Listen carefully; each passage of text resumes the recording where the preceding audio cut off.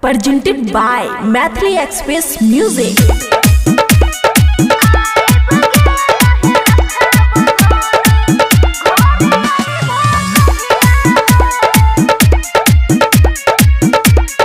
खुशी recording studio Baluaha. दुलरी बहिनिया छिया तोहर सुन हमर भैया हो। दुलरी बहिनिया छिया तोहर सुन हमर भैया हो। आइब गेलै रक्षा बंधन घरे आइब कहिया हो। आइब गेलै रक्षा बंधन घरे आइब कहिया हो। आइब गेलै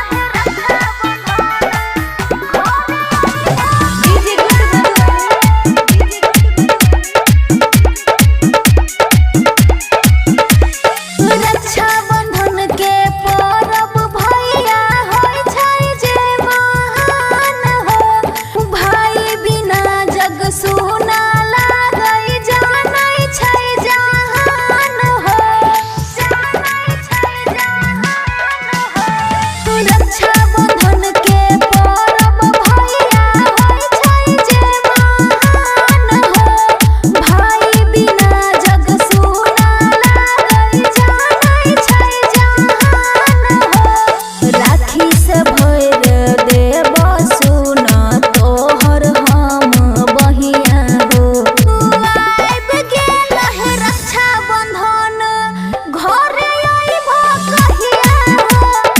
आइब गेलै रक्षा बंधन घरे आइब कहिया हो।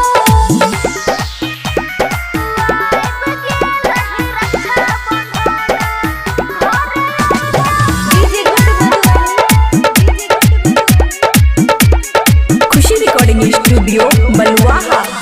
सोनवा के सिकरिया ले डबल गिफ्ट हो।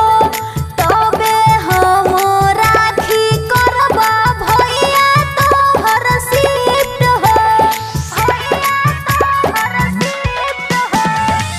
सोनवा के सिकरिया ले डबल गिफ्ट हो।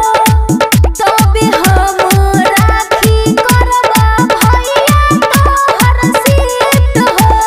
समय बेसी लगई ह सुन तू हमर भैया हो। आइब गेलै रक्षा बंधन घरे आइब कहिया हो।